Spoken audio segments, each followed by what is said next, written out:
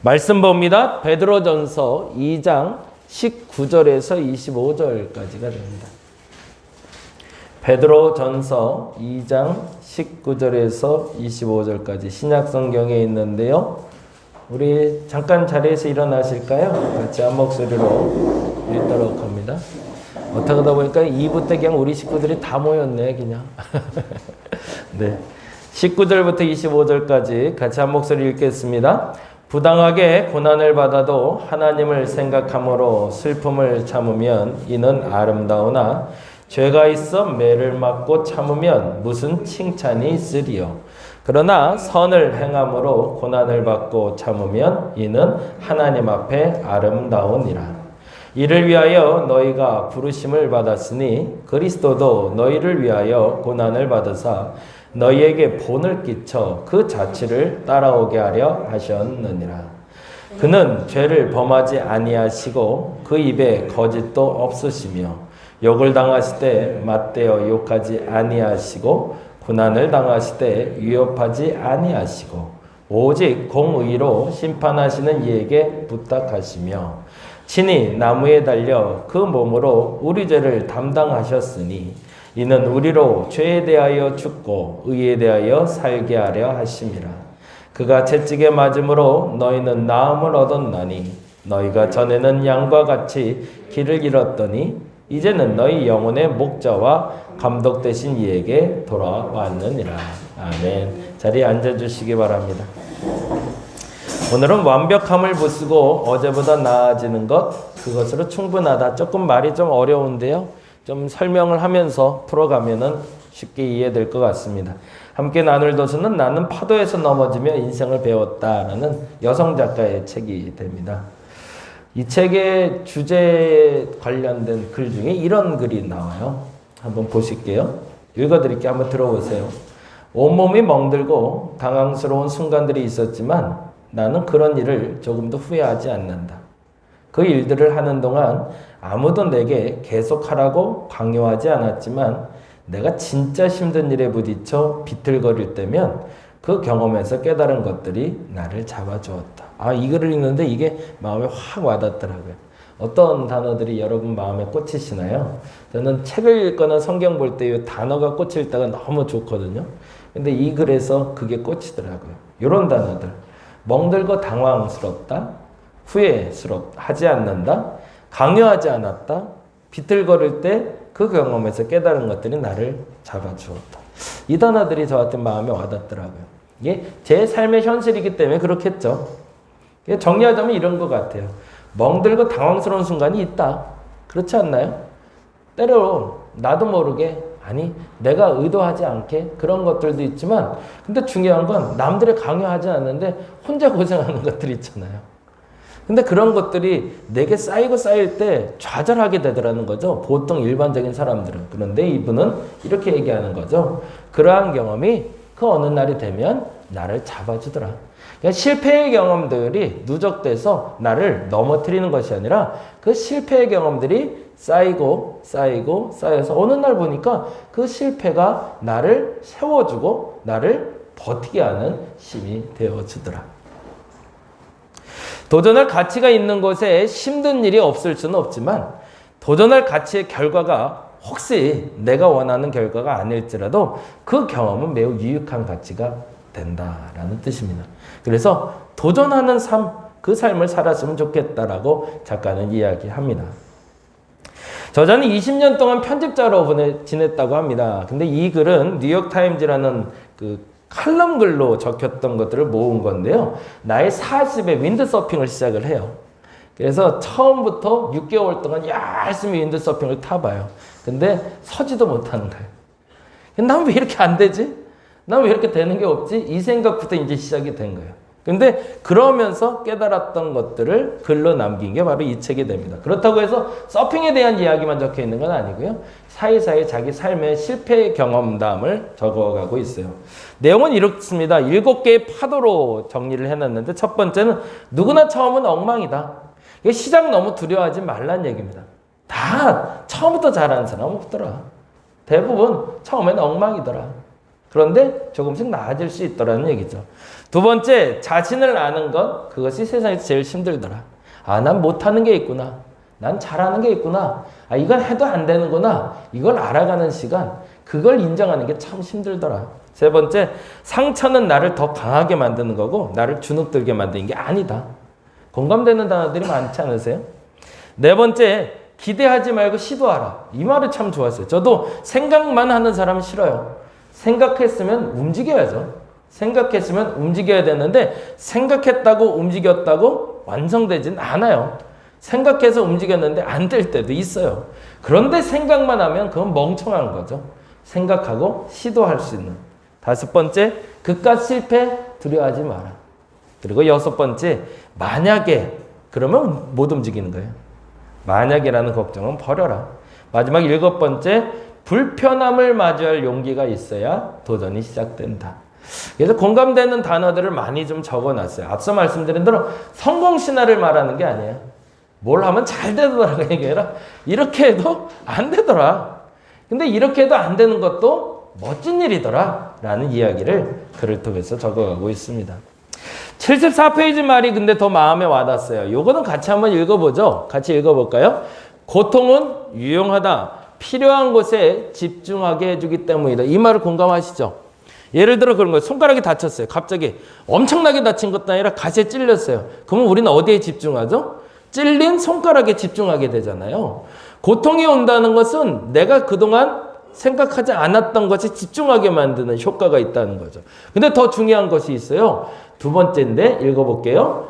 고통을 느끼지 않는 것이 훨씬 안 좋은 경우가 많다. 이 말도 공감을 좀 하시나요? 어느 날 그런 경우들 있지 않으세요? 어느 날 저녁에 샤워하다 보면 이거 어디서 다쳤지? 그러면서 멍들었던 상처 있지 않으세요? 어디서 다쳤는지도 모르겠어요. 근데 멍들어 있는 경우. 불이 나서 사람이 화상을 입으면 1도 화상, 2도 화상, 3도 화상 부른다며요. 근데 1도 화상은 치료하면은 상처가 남지 않는 걸 1도 화상이라고 그러는데요. 2도 화상은 치료했을 때 흉터가 나는 거. 그걸 2도 화상. 3도 화상은 뭘까요? 화상을 입었는데 감각이 느껴지지 않는 걸 3도 화상이라고 그러는데요. 그러면 이거는 치료가 안 되는 화상이라는 거예요. 고통을 느끼지 않을 때는 치료가 불가능합니다. 근데 고통을 느낄 수 있다는 건 치료할 수 있다라는 전제가 된다는 거죠. 그래서 세 번째 이렇게 얘기합니다. 같이 한번 읽어볼까요? 만약 어디를 다쳤는데 고통을 느끼지 못한다면 상처를 치료할 수 없다. 그래서 이 단어가 너무 마음에 와닿았어요. 그래서 이 문장을 가지고 우리 같이 말씀을 좀 나눴으면 좋겠다 생각했어요. 고통의 과정과 결과를 이해되는 도전의 시간들을 우리는 어떻게 해석해내야 될까라는 거죠. 성경은 다음처럼 이야기하고 있습니다. 고통이 오는 이유를 아주 명쾌하게 첫 번째는 이거라고 얘기해요. 뭐 때문이라고요? 죄 때문에. 이거 인정하셔야 됩니다. 우리의 모든 고통은 다 죄 때문에 오는 건 아닙니다. 근데 어떤 것은 죄 때문에 오더라는 거죠. 성경은 이렇게 얘기합니다. 같이 한번 읽어볼까요? 죄가 있어 매를 맞고 참으면 무슨 칭찬이 있으리요. 그렇지 않나요? 이거 인정해야 되는데 이게 잘 인정이 안 돼요. 죄 짓고 나서 그거에 대해서 당하는 게 벌이잖아요. 죄와 벌이죠. 죄는 벌이 따라오게 돼 있어요. 이거는 당연한 이치예요. 그런데 이것 때문에 칭찬받을 일은 없다라는 거예요. 근데 그리스도인들이 묘한 착각을 빠진 게 있어요. 자기가 잘못해서 고통 겪고 있는데 하나님이 주신 은혜라고 생각하고 견디는 사람들이 있어요. 이건 나중에 좀 솔직하게 한번 좀 고백을 좀 해야 되는데 그런 멍청한 짓은 하지 말아야 됩니다. 자기가 잘못해서 고통받는 건 그냥 그걸로 끝이에요. 그 이상 그 이하도 없어요. 조금 나중에 이제 말씀드리겠지만 요 정도의 유익은 있어요. 아주 작은. 그건 좀 이따 말씀드릴게요. 근데 왜 그러는가 생각해 봤더니 착각들이 있더라는 거죠. 첫 번째 착각은 뭐죠? 무지 때문에 그래요. 죄 짓고 나서 아픈데요. 고통을 당하는데 난 잘못한 게 없는 거예요. 아무리 생각해도. 아까 말한 것처럼 멍이 들었는데 어디서 멍든지를 도대체 모르겠는 거예요. 이런 사람들은 큰일 나요. 죄가 죄인 줄 모르는 사람들이에요. 그리고 그냥 당하는 거예요. 계속 당하다가 어느 날 보니까 무너지는 사람들이 있더라고요. 제일 무서운 사람들이죠. 이걸 속된 말로는 조금 좀 가치가 좀 낮은 말로 하면 무식한 거죠. 아무리 그걸 죄라고 해도 이해를 못하는 거죠. 히틀러 때 일어났던 일들이죠. 아우슈비츠에서 사람들을 죽여갔는데 아무리 그게 죄라고 해도 모르는 거죠. 이건 정말 무서운 일이죠. 두 번째는 망각입니다. 정치인들이 많이 쓰는 말이죠. 기억나지 않아. 난 그제 지은 적 없는데? 진짜 잊어버린 건지, 진짜 기억이 안 나는 건지, 아니면 기억 안 나는 척 하는 건지 모르겠지만, 고통을 당하기 시작하는데 그 고통에 죄가 정말 내가 지었던 죄인지를 모르는 사람들이 있더라는 거죠. 세 번째는 착각입니다. 그건 죄가 아니라고 생각하는 거예요. 예를 들면 그런 거, 이런 예가 맞을지 모르겠지만, 왼쪽 깜빡이를 켜면 어디로 가야 돼요? 차는 왼쪽으로 가야 되는 거잖아요. 근데 왼쪽 깜빡이 켜고 오른쪽으로 갔어요. 그래서 사고가 났어요. 근데 이 사람이 따지고 드는 거죠. 뭐라고? 나는 깜빡이 켰다는 거지.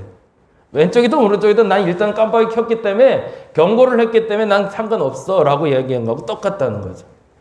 죄가 아니라고 자꾸 우기는 거죠. 그런데도 그 죄에 대한 대가는 치러야 된다는 거죠. 마지막이 제일 무서운데요. 이런 사람들이 죄인 줄 알지만 불가항력이야. 이건 해야 돼 라고 얘기하는. 이것처럼 무서운 건 없죠.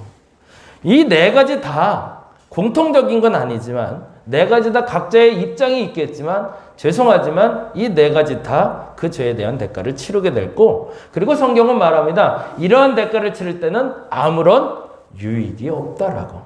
칭찬받지 못할 고통이라고. 그러나 아까 말씀드렸던 대로 필요한 것을 치료한다는 단어가 있었잖아요. 그 단어가 이렇게 연결될 수는 있을 것 같아요. 이건 한번 읽어보죠. 같이 읽겠습니다. 무지와 망각과 착각과 악의 문제를 해결함에 있어서 하나님이 그래서 고통을 주시는 거죠. 왜요? 그 고통을 통해서 매우 중요한 치료약이 되기 때문에. 누가? 악한 사람이, 무지한 사람이, 망각된 사람이, 착각하고 있는 사람이 아 이게 죄였구나 라고 각인시킬 수 있는 유일한 방법은 뭐예요? 그가 아프게 만드는 거죠. 고통스럽게 만드는 것. 저와 여러분이 그렇게 해서 죄를 깨닫지는 않기를 바랍니다. 이게 첫 번째 깨달음이 됐으면 좋겠어요. 죄에 대해서 깨닫는데 죄를 보고 아 난 저건 죄니까 안 해야지 라면 좋겠어요.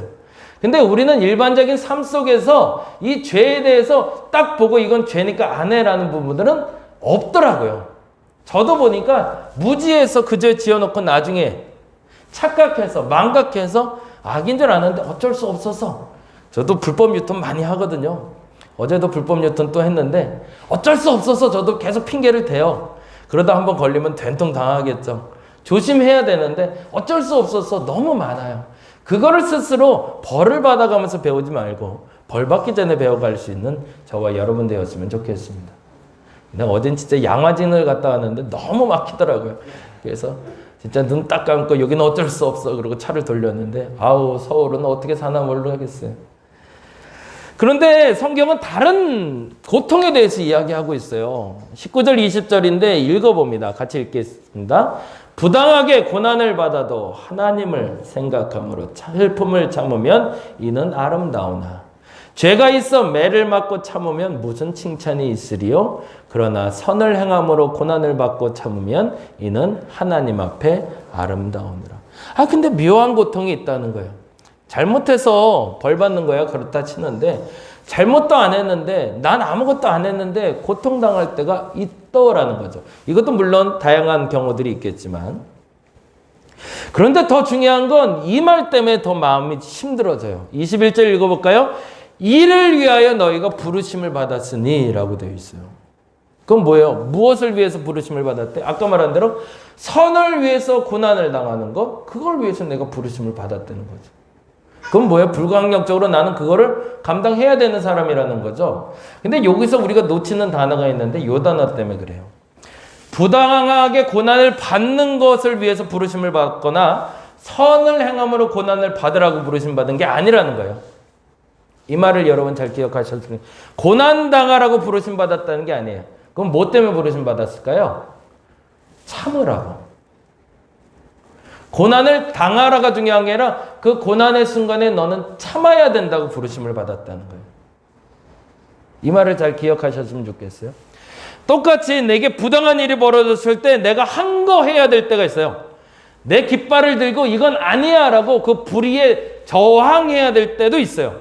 근데 어느 날은 불의라 여겨지는데 거기에 참고 인내해야 될 때가 있다라고 주께서 말씀하셨다는 거예요. 왜? 언제? 그게 중요하겠죠. 이건 여러분이 구별해낼 수 있기를 바랍니다. 모든 선한 고난을 참으라는 건 아닙니다. 모든 선한 고난 중에 어떤 고난은 참아야 되는 고난이 있더라는 거예요. 왜? 성경은 이렇게 얘기해요. 21절 읽어봅니다. 이를 위하여 너희가 부르심을 받았으니, 아까 말한 대로 그 참음, 그 인내를 위해서 너희가 부르심을 받았으니 그리스도도 너희를 위하여 고난을 받아서 너희에게 본을 끼쳐 그 자취를 따라오게 하려 하셨느니라. 예수께서 그 고난을 먼저 보여주셨기 때문에. 그럼 그 본은 뭘까요? 이 말이죠. 같이 읽어봅니다. 22절 23절. 그는 죄를 범하지 아니하시고 그 입에 거짓도 없으시며 욕을 당하실 때 맞대어 욕하지 아니하시고 고난을 당하실 때 위협하지 아니하시고 그 다음 뭐라고 돼 있어요? 오직 공의로 심판하시는 이에게 부탁하시며. 이것 때문이라는 거죠. 선한 일을 하고 있는데 고통당할 때 앞서 말한 대로 항거해야 될 때가 있어요. 부당한 이득을 취하는 것이 아니라 정당한 이득을 취하고 있는데 내가 손해볼 때가 있어요. 그럴 때 앞서 말씀드린 내 깃발을 정당히 들고 항거하고 저항할 필요도 있어요. 근데 어느 날은 하나님이 하지 말랄 때가 있더라는 거죠. 왜? 하나님이 움직일 때가 되었기 때문에. 그 일은 하나님이 해결할 문제지 내가 해결할 문제가 아닐 때 하나님은 멈추라라고 얘기하신다는 거예요. 그리고 기다리라라고 얘기하신다는 겁니다. 그리고 그 고난을 인내하며 참아내랍니다. 그리고 무슨 일을 벌어질 때 하나님이 움직여서 해결하실 수 있도록 맡겨두라는 얘기입니다. 그래서 결과를 이렇게 만들기 위해서 24절 25절 읽어볼까요? 친히 나무에 달려 그 몸으로 우리 죄를 담당하셨으니 이는 우리로 죄에 대하여 죽고 의에 대해서 살게 하려고. 이때는 하나님이 움직일 때라는 거예요. 우리가 죄에 대해서 죽고 의에 대해서 살게 하실 땐 하나님이 움직이신대요. 그리고 또 하나 25절 너희가 전에는 양과 같이 길을 잃었더니 이제는 너희 영혼의 목자와 감독 되신 이에게 돌아왔느니라. 무슨 일? 영혼을 하나님께 돌리는 일에 있어서는 여러분이 참아야 된다는 거예요. 그건 강요하고 때려서 될 일이 아니라는 거죠. 전도의 문제에 있어서 한 사람의 영혼을 바꾸는 문제에 있어서는 너희들의 손으로 될 수 있는 일이 아니라는 얘기입니다. 우리들의 일들을 해갈 때는 도전적인 일이나 혹은 내가 사업을 할 때나 혹은 내가 누군가의 관계에서 문제가 터졌을 때 그 관계를 해결할 때는 다양한 요소들이 있어서 대적도 해야 되고 싸우기도 해야 되고 원망도 해야 되고 깃발 들어서 저항도 해야 되지만 그거 말고 한 영혼을 살리기를 원한다면 그 한 사람의 영혼을 살리기를 원한다면 너희는 그때는 저항하지 말고 참으라는 겁니다. 이때는 여러분이 구별해내실 수 있기를 간절히 바랍니다. 만일에 내가 저항해서 한 영혼이 죽는다면 그것을 죄로 하나님 묻는다는 얘기입니다. 그리고 거꾸로 말해서 그것을 참고 인내할 때는 하나님은 움직여서 그 영혼을 살리신다는 거죠. 다시 한번 정리를 할게요. 부당하게 고난을 받음에 대해서 인정하라는 게 아닙니다. 우리의 부름은 참음에 있습니다. 그것에 부름을 받았고요. 내가 그 참는 동안 뭐 하신대요? 하나님이 움직여 주신다는 거예요. 영혼을 살리는 일은. 교회에서 전도해서 사람들을 불러오는 건 참 중요해요. 우리 세터민 식구들 요즘 이제 못 나오고 있잖아요. 관계의 문제가 좀 생겼어요. 근데 영혼의 문제도 또 같이 결부되어 있어요. 따지고 혼내고 화내야 될 때도 물론 있어요. 내가 고칠 수 있는 부분들이 있으니까. 근데 그게 아닌 경우가 있어요. 영혼을 살리는 문제는. 이건 내가 관여하면 안 돼요. 그건 하나님이 하실 일이에요. 근데 중요한 게 있어요. 어떤 관계를 통해서 하나님은 그 영혼을 살리기 위해서 내게 그 기회를 주신 것도 있더라는 거예요. 그땐 사업의 손해도 좀 보셔야 돼요. 그땐 내가 좀 낭패를 보셔야 돼요. 그렇게 해서 그 영혼을 살리실 거니까. 그리고 기다리시면 하나님이 움직여 주실 거라는 겁니다. 그러면 얼마나 참아야 될까요, 도대체? 얼마나 참아야 그 일이 일어날까? 인내라는 단어 아시죠? 참을 인자에다가 견딜 내자를 씁니다. 그렇죠? 이 단어가 한문풀이가 참 재밌어요. 참을 인자는 파자를 한다고 그러죠. 글씨를 깰 때 어떻게 깨냐면 칼도자에다 마음 심자를 깨요. 칼이 마음을 도려내는 걸 얘기하는 거죠. 이 견딜 내자는 좀 재미난 단어인데요. 이게 머리을 이자에다가 마을 천자를 쓰잖아요. 근데 머리을 이자는 수염을 상징한대요. 그리고 이 천자는 사람의 손을 상징한답니다. 그럼 무슨 말이냐면 사람의 수염을 임의로 손으로 뽑아내는 걸 얘기하는 거예요. 이건 고통의 문제가 아니에요. 과거에 어른들에게 수염을 뽑는다는 건 뭘까요? 수치스럽게 만든다는 거예요. 인내한다는 건 이 두 가지를 얘기하는 겁니다. 첫째는 마음을 칼로 도려내는 고통을 참을 수 있는가를 묻는 거예요. 그리고 두 번째는요, 수염을 손으로 뽑아내는 굴욕적인 그 수치심도 견딜 수 있는가. 이걸 견딜 수 있을 때 한 영혼을 구원할 수 있대요. 그러니 한 영혼 구원한 게 얼마나 힘든 일이에요. 예수께서 십자가에 달려 돌아가신 일이 이 두 가지를 하신 일이거든요. 그래서 나를 구원하신 거고요. 그리고 또 다른 사람을 구원하기 위해서 그 일을 우리에게 불러주셨다는 얘기입니다. 그러니까 사람 만나면서 너무 서운해하지 마세요. 근데 중요한 게 있어요. 그러면 얼마나 나아질까요? 내가 이렇게 참았을 때. 결과가 있어야 되잖아요. 그렇죠? 저 영혼이 좀 하나님께 돌아왔으면 좋겠다. 저 영혼이 하나님께 조금 가까이 왔으면 좋겠다. 그런 마음은 저도 맨날 기도해요. 여러분이 더 하나님 앞에 성숙했으면 좋겠다. 변화됐으면 좋겠다. 그래서 인내해요. 참고 칼로 도려내는 아픔이 들 때도 있어요. 가끔. 근데 그러면 얼마나 달라질까? 딱 한 걸음 달라지더라는 거죠. 그렇게 참아내면 비로소 이 사람이 조금 변해 있는 걸 보게 되실 거라는 거예요. 근데 중요한 건요. 이 한 걸음이 잘못된 완벽함을 부수고 어제보다 나아지는 과정이 될 거라는 겁니다. 그래서 그리스도인들에게 인내는 중요합니다. 우리가 다른 일을 할 때도 이것이 중요하지만 한 사람이 안 바뀐다고 너무 원망하지 마시라는 얘기예요. 이젠 조금 구체적으로 갈게요. 남편이 왜 안 변할까요? 아내가 왜 안 변할까요? 우리 아이들은 왜 안 변할까요? 이 단어가 빠졌기 때문에 참아본 적이 없기 때문에 그래요. 진짜 참아준 적이. 나는 참고 참다가 안 돼서 터졌다라고 얘기하지만 참고 터져야 되는 그 순간을 참아냈어야 되는 거죠. 그리고 그 순간을 참아냈다면 아까 말한 대로 수염이 뽑히는 그 수치스러움, 아까 말했던 마음에 칼이 들어오는 그 아픔, 그 아픔의 그 인내에 도달해 있을 때 그때를 넘겨줬다면 우리 아이는 변했을 거라는 거예요. 그때를 이겨냈다면 우리 남편은 변했을 거라는 거예요. 그때를 이겨냈다면 그 친구와 나는 갈라질 일이 없었을 거라는 거예요. 근데 성경은 그렇게 얘기하고 있어요. 그때를 참아내기 위해서 나를 불렀다고. 그리고 그때를 참아내는 이에게는 어떤 일이? 한 걸음. 더 정확히는 잘못된 완벽함이 그때는 비로소 부서진다는 거죠. 그리고 그 사람의 삶이 바뀌는 걸 너의 삶이 보게 될 거라는 거예요. 그러니 한 사람을 바꾸는 게 얼마나 어려운 일이겠어요? 근데 그럼에도 불구하고 주께서 그 본을 보여주셨다는 겁니다. 주께서 우리가 바뀔 걸 아셨을까요? 아셨겠죠. 근데 많이? 아니요. 딱 한 걸음. 여러분이 예수 믿고 많이 바뀌셨나요?